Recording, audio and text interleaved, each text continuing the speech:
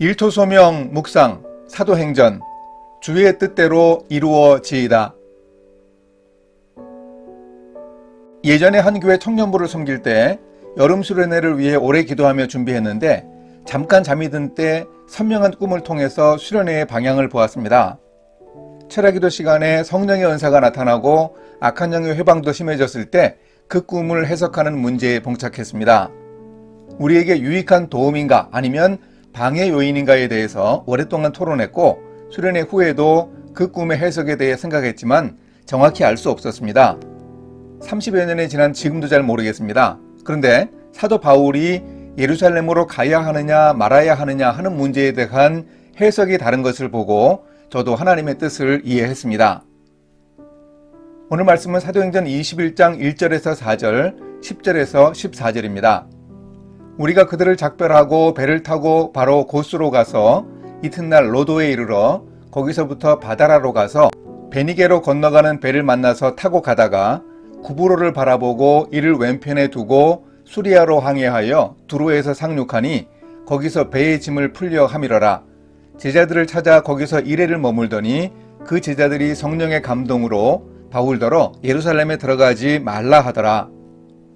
여러 날 머물러 있더니 아가보라 하는 한 선지자가 유대로부터 내려와 우리에게 와서 바울의 띠를 가져다가 자기 수족을 잡아매고 말하기를 성령이 말씀하시되 예루살렘에서 유대인들이 이같이 이 띠 임자를 결박하여 이방인의 손에 넘겨주리라 하거늘 우리가 그 말을 듣고 그곳 사람들과 더불어 바울에게 예루살렘으로 올라가지 말라 권하니 바울이 대답하되 여러분이 어찌하여 우러 내 마음을 상하게 하느냐 나는 주 예수의 이름을 위하여 결박당할 뿐 아니라 예루살렘에서 죽을 것도 각오하였노라 하니 그가 권함을 받지 아니하므로 우리가 주의 뜻대로 이루어지이다 하고 그쳤노라.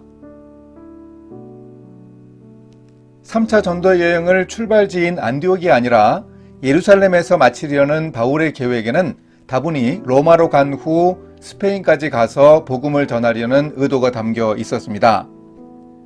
그런데 바울의 예루살렘 행에 대해 성령의 감동을 받은 두 부류의 사람들이 만류했습니다.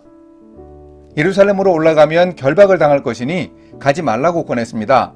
성령님이 그들에게 바울이 예루살렘에 가면 겪게 될 사실을 보여주셨습니다. 아마 바울도 같은 환상을 본 것 같습니다. 즉 환상의 해석에 이견이 있었습니다. 바울은 분명히 하나님이 주신 확신이 있기에 죽더라도 예루살렘으로 가겠다는 단호한 결심을 피력했습니다.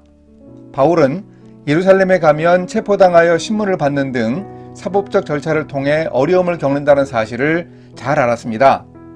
다만 어떤 어려움이 있더라도 로마까지 가기 위해서는 반드시 예루살렘으로 가야 했습니다. 전에 바울이 에베소에서 예루살렘으로 갈 결심을 하면서 이런 소망을 내비쳤습니다. 내가 거기 갔다가 후에 로마도 보아야 하리라. 그러면 성령님이 알려주고 보여주신 동일한 환상에 대한 상반된 해석에 대해 어떤 결론에 도달했을까요? 단호한 바울의 결심을 안 주변 사람들은 더 이상 이 문제로 이러니 저러니 다르게 주장하며 다투지 않았습니다. 자신의 장래에 대해서 성령이 알려주시는 험한 길을 잘 알고 있으면서도 단호히 결단하는 바울의 결심에 수긍한 사람들이 이렇게 말했습니다. 주의 뜻대로 이루어지이다. 이렇게 성령님이 우리를 인도하시는 과정에서는 비전과 새로운 상황에 대한 이해를 종합하여 자신이 결정해야 합니다. 그래야 하나님의 뜻을 분명하게 알 수 있습니다. 이렇게 실천하겠습니다. 성령님의 인도하심을 잘 깨달을 수 있는 지혜를 간구합니다. 나는 과연 어떤 어려움이 있더라도 하나님이 주신 인생의 목적을 추구하는가 자신을 돌아보고 사도 바울의 경험을 통해 배우기 위해 노력하겠습니다. 함께 기도하십니다.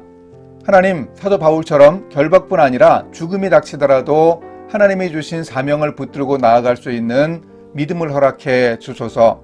주의 뜻대로 이루어지이다 라고 고백하며 성령님의 인도하심에 순종하는 삶을 살게 도와주소서. 예수님의 이름으로 기도합니다. 아멘.